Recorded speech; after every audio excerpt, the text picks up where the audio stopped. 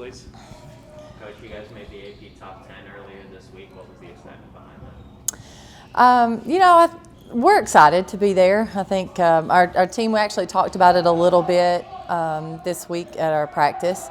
I don't know that that's our ultimate goal, but we're excited about how we've played to be able to get to that point.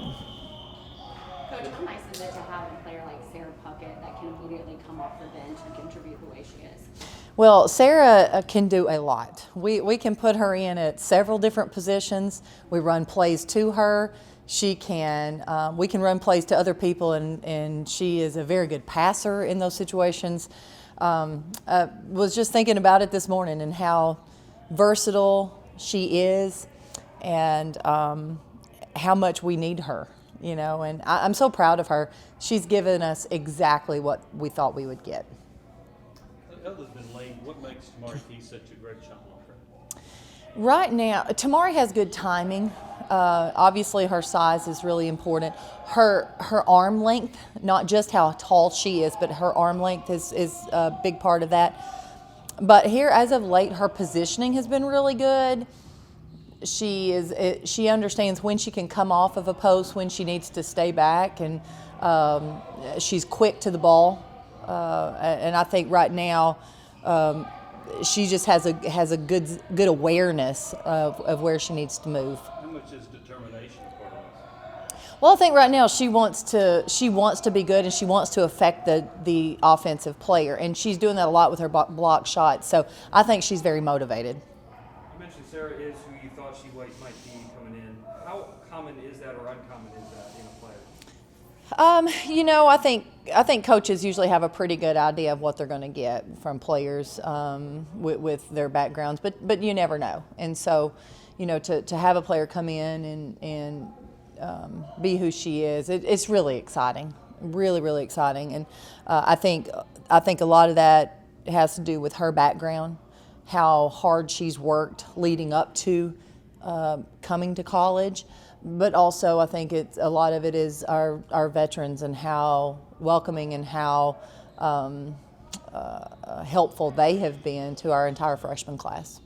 Kellie, Sarah's kind of an example of some offensive progress that this team is making. Where do you think about where you guys are at right now there, and where do you still want to see some positive movement? We can still get better offensively. There's no doubt about it. There's still plenty of room for improvement, whether that be in terms of our screening, our shot selection, just our overall execution, our timing, being on the same page, so communication. I could probably go on and on. Shooting.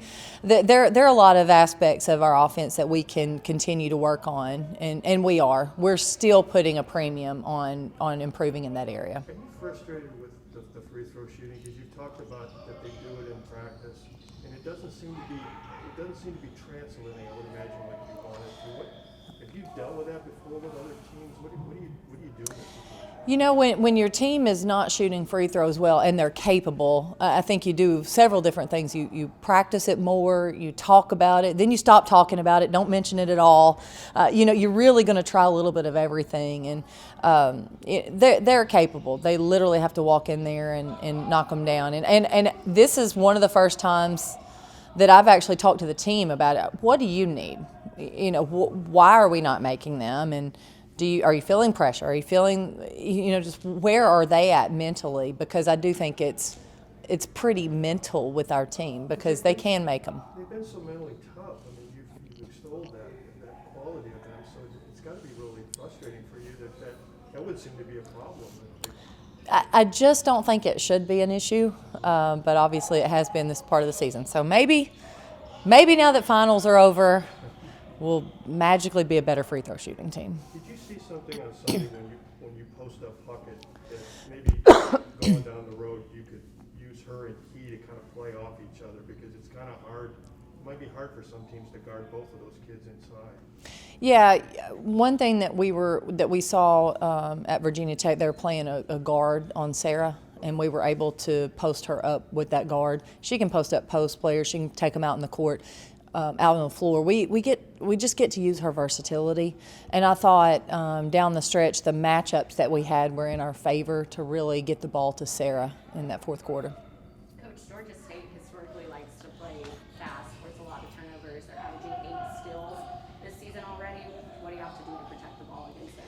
Well, we have to show poise against their press and against a little bit of their pressure.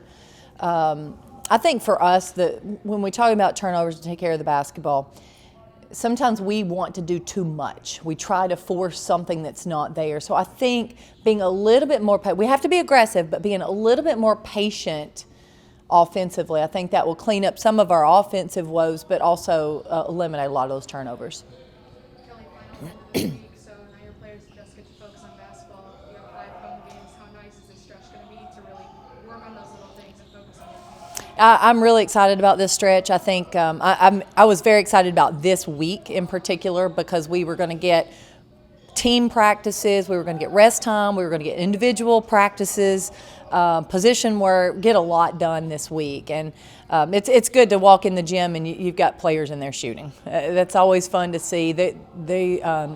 When you finish finals, the weight's off your shoulders. They get to be a little bit more free. This is their time to feel to be a pro. It's what it feels like right now. They play basketball, eat, sleep, and play basketball. And they're excited about this time. But we've also really challenged them to be in the gym more now that they have more free time. And so I think this, and being at home, you just feel good about here, playing in Thompson Bowling Arena in front of our fans. It's just, we're really excited about this stretch. Kellie, what does it say about this team that you're undefeated, ranked in the top 10, and you haven't had Rae Burrell for more than half the season? Well, I think we have a lot of players that have stepped up, and I think what you saw is just some grit and toughness and maybe a little chip on shoulders, and that I think that's good. I like a team with a little chip on their shoulder. And I think the challenge now is to continue to have that. When you're 8-0, sometimes you relax. And the one thing that we have not seen from this team, we've not seen them relax. They've not come in to practice complacent. They've come in and fight and push every day. And we openly talk about it. We openly talk about how we're going to get better and why we can't just stay where we're at. Do you think you'll get Burrell back before January? At this point, I don't know. We're hoping we'll know a little bit more in the next week or so, but she's still rehabbing, and we're going to see where it goes. How has she embraced, now that it's kind of settled in a few weeks now where she hasn't been able to play, just how has she embraced that vocal leadership off the court? I think it's hard. I think first off, when you were injured and you're taken away from your team, I think it's really, really hard to stay engaged. I've been there. I've witnessed it numerous times as a coach. You just feel so removed because you're not in the in the battle, so to speak, with your teammates. So I think for her, she's been a great cheerleader for them and during the games and at practices. I think she's been really positive with them. I think that's been important. And right now, trying to become even more engaged in practices, whether she's in a passing drill that she can do or if she's standing on the sideline helping some young players. I think when you're injured, you have to be intentional about finding those avenues. Otherwise, you can start floating. And that's where Rae is right now. She's really trying to be intentional about how she can help this team. Kellie, how encouraged were you by Brooklyn's stat line? Up there, she's got 6 assists, no turnovers.